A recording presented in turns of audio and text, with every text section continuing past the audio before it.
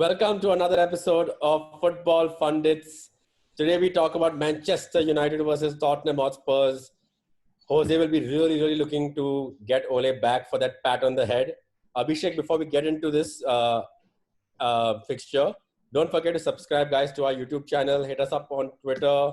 Let us know what you guys want to talk about, what you guys think about what we're talking about. And if you have any suggestions on our future episodes, please let us know. Abhishek, go for it. Yeah, please follow us on Facebook because apparently all our views are coming from there. And Thank you, analytics. So what a fixture, guys! This is easily my second or third favorite fixture in the entire calendar. Tottenham Hotspur away, because it is always a feisty encounter. What used to be White Hart Lane back then, and now the Tottenham Hotspur Stadium. So the last time these two sides met, obviously United emerged victorious, 2-1 win at Old Trafford. Here's some interesting trivia that I'm going to drop you guys with. First one being that Tottenham have lost their last two Premier League games against United. So some respite as a United fan. Second thing is that as United, they're looking to record consecutive away Premier League wins against Spurs for the very first time since they did a run of 6 between 2001 and 2007, which is interesting because 2003, 4, 5, we weren't the greatest team in the league at the time, but neither were Tottenham. Yeah. Tottenham have never won a competitive match in June. Such a Spurs thing, no? But to be fair, the last time we had a Premier League game in June, right?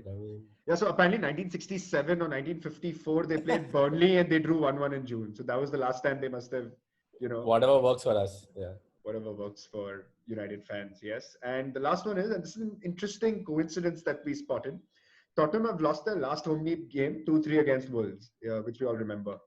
The last time they lost back-to-back home league games was in Jan 2019, okay? And here's what's interesting. The first defeat in Jan 2019 was against Wolves, and their second defeat was against United. And it's no coincidence, therefore, that they're now playing their next game where they could potentially lose a home game to Manchester United. Speaking of which, this game has a lot of talking points, Karan, Annie, and the one I'm most excited about is all the players coming back to the squads. You've got Rashford, Pogba, Son, Kane. So, Karan, what do you think is the subsequent impact to each team? I think it's going to be a huge boost for both teams for sure. All four of these players are some who both teams thought might not play again in the season when the season was a regular season and not restarting in June. So for both teams, it's going to be a huge boost, especially because all these four players that we've named are so key to these sides, right? United were, before Bruno, lost completely without Pogba. Rashford obviously is currently our only out-and-out goal scorer who's getting us those goals every game. Anthony Martial, Spurs have... Do you think he's done well before on and off, slightly inconsistent. He's done well, but he's inconsistent, If I want to see a first name on a United score sheet or team sheet, it's Rashford for me, Yeah. And I think as a Spurs fan, there's no one else who's scoring your goals. If there's no Son, there's no Kane, then I don't even know what you're tuning in to see, right? As a Spurs fan, it's so... Jose Mourinho. I think that's going to be huge. Yeah, I think that's it. That's probably it. So as a Spurs fan, I think it's going to be a lot more having these two back. Having said that, it's also going to be tricky seeing how much playing time all these people get. Ole has mentioned that Pogba needs to be eased back 45 minutes, 60 minutes. He's going to see how he plays him out. But knowing Ole's mind games, he might easily just go down the Sir Alex way, start Pogba, play him a full 90. Do you think Pogba and Jose will shake hands after the game? Of course they will. No, because of coronavirus. They're not allowed to. Of course they will. That's why they probably will. Yeah, that's no love lost there. No love lost there. Yeah. So while we're talking about Jose, I think, Annie, you had some really interesting points as to how Ole and Jose are going to match up in this. Yeah, it is very interesting, right? Because no one expected Ole to kind of do one on Jose, and he kind of shut Jose out in his own game. And that was really fun to watch. He shut him out, yeah. And if you look at, Abhishek mentioned interesting stats earlier before I get into the lineups, right? These two sides have not had a draw in almost the last 10 meetings. So I don't see this going as a draw. Definitely one side will come out on top. So if you look at Spurs firstly, I think they'll go with a simple setup when they go with Harry Kane up front usually, which is like a 4-2-3-1 or a 4-3-2-1 with Ndombele and wings in the middle. Depending on Sissoko or Lo Celso, they might either play a little more advanced or not. I think all the impetus will be on the likes of maybe their fullbacks, the Davies and Aurier, to contribute a little bit more as well. And if you look at on the other flip side, United could play similarly, but I have an instinct that they'll go back to the 3-5-2, which was useful against City, where you have Williams and Van Bissaka creating width to counter the 4-3-2-1 or the 4-2-3-1 of Spurs. Yeah. And it will be really interesting to see, like you mentioned, how Rashford, who's just come back, will be able to challenge the Spurs centre backs. I don't see Kane playing the whole 90 minutes either, because Jose said he's not sure if he wants to risk it. Because remember, for Spurs, for the top four, if Harry Kane plays the next 2 games and then gets a small niggle, that's 3 weeks out. The season's done for them already. So he might not risk Kane. He might in fact balance out Kane and Son and not start them together. And I think looking at how these players are so important for both the sides, what are our key player matchup, guys? What do we think, or what players do we think will win the games for their side? I'll tell you my key matchup, and it's in a way also sort of in contradiction to what you just said about Kane. I think if Spurs if they need to have any shot of getting top 4, they will need to play Kane in every single game, and they'll need to give him 90 minutes. They need to give Son 90 minutes, because the other But he's so injury prone, Abby. He's so injury prone. Sorry to cut you off. He's been so injury prone. Doesn't matter. You want to take that chance. You want to Doesn't matter. Chance. If you Doesn't matter. agree with Abby, if you have a player of that quality and who's the only goal scorer, you play him as much as you can.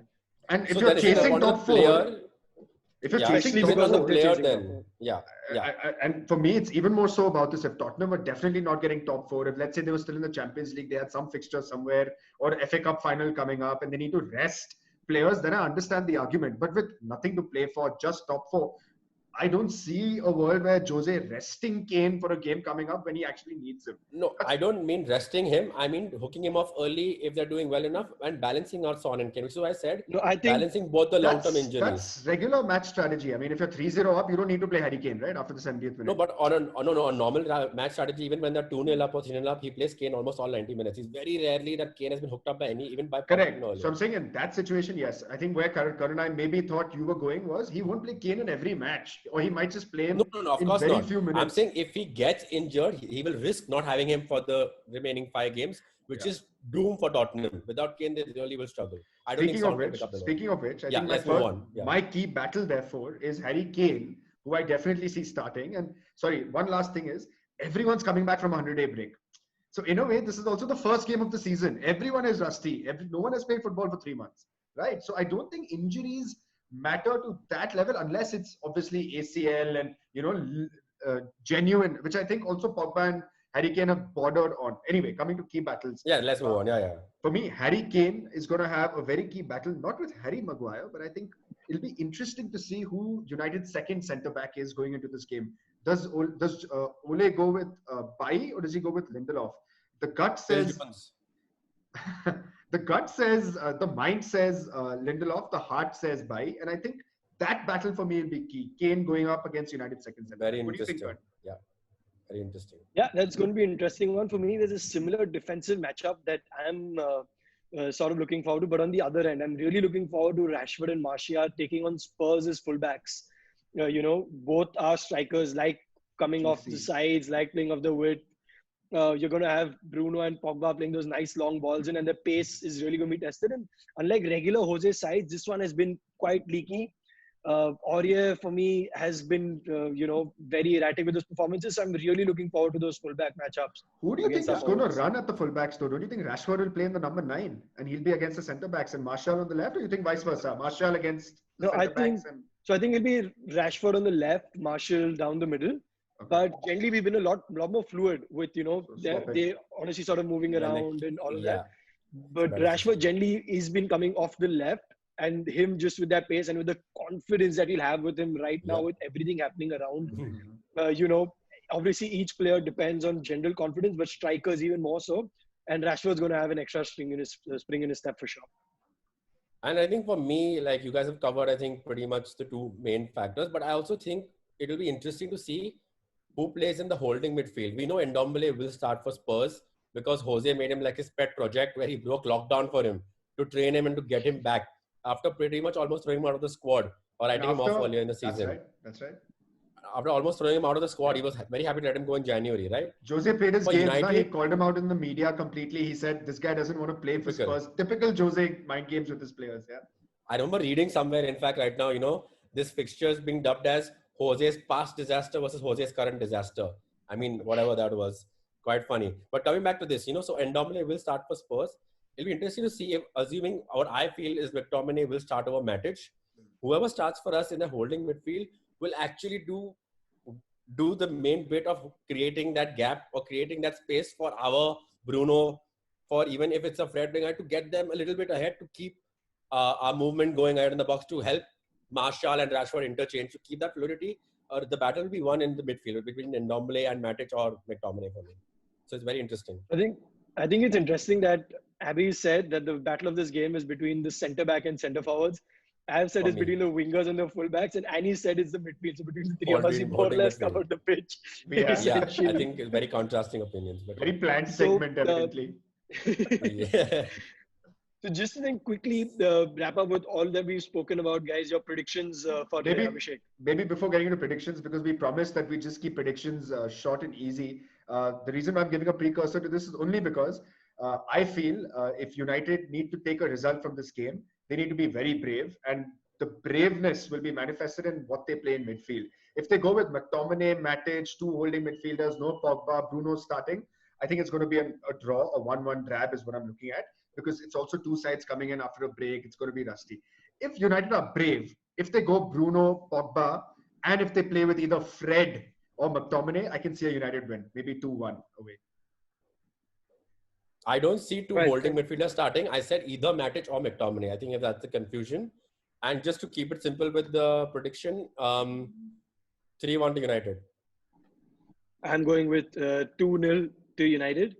And yeah, I think it's going to be an easy one. As a previous, dressing room story went, the players were sat before a Spurs game, and they were hoping that Fergie wouldn't come in and give a long spiel about, motivation and all. And he just came in and he said, lads, it's Spurs.